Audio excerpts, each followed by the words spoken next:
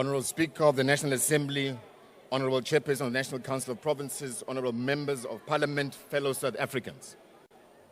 We rise today on behalf of Mkhonto weSizwe Party, the official opposition in Parliament, to respond to Mr. Ramaphosa's 2025 failed state of the nothingness address, an address that regrettably felt less like a reflection of our nation state and more like a maiden speech of someone who's just been newly appointed to a job, laden with recycled promises, hollow rhetoric, and dressed in the usual fanfare that has become the hallmark of these kind of annual events.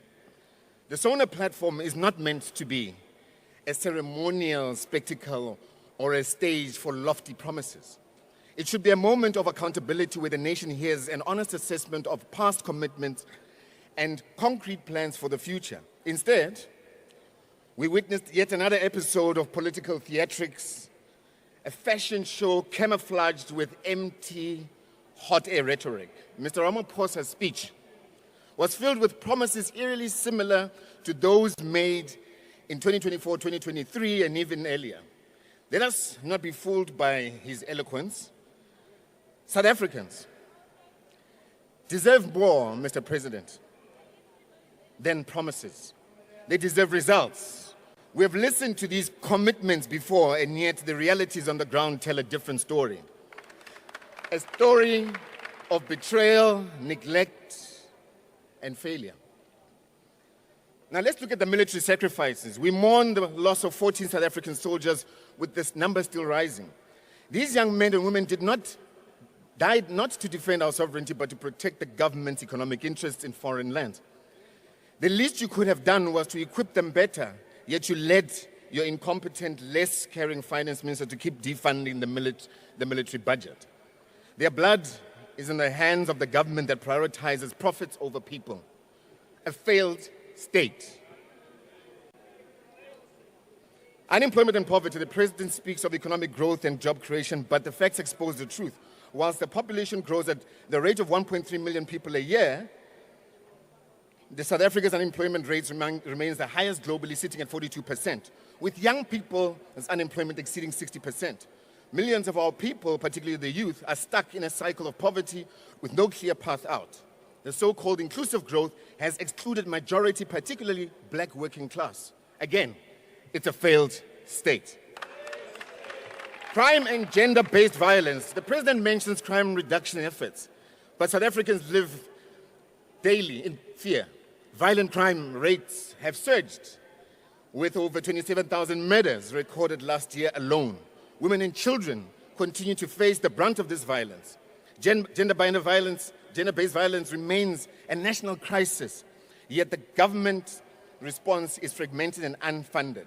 Our police are under-resourced, demoralized, and often complicit in the same crimes they are meant to prevent. Let alone the fact that, by the way, the 10111 contact center number doesn't work. Again, a failed state. Landless and homelessness, land reform has been short of nothing of a disaster under this administration. The Expropriation Act, recently signed into law, is nothing but a rebranded apartheid relic, a repackaging of the Expropriation Act of 1975. It does nothing to address historical land issues. It is the same apartheid wine in a different bottle. The MK Party will not endorse half-baked legislation. We will push for an amendment of Section 25 of the Constitution to enable genuine land expropriation without compensation, to return the land to our people. And again, we know it's a failed state. Diluted national health insurance. The national health insurance signed into law is a betrayal to the needs of our people. It will not collapse private medical aids, but will instead make them richer. This government remains committed to protecting white capital interests, always pleasing whiteness at the expense of our people. Our hospitals continue to fall apart. Clinics lack basic supplies. Mothers give birth in corridors.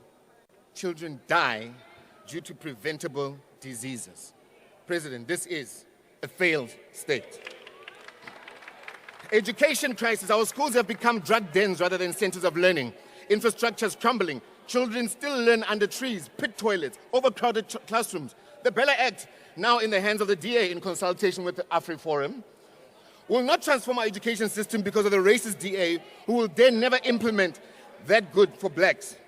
It will be another law gathering dust while our children suffer. Again, this is a failed state.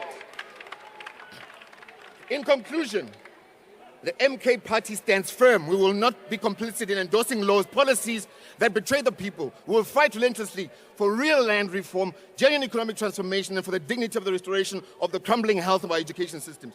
We will champion justice for poor, marginalized, and those left behind. This is not just our responsibility as the official opposition, it is our revolutionary duty, born from the struggles of our forebearers, to hold this government accountable. Mr. President, sir, you lead a failed state. Kwaza mkhonto kwaza!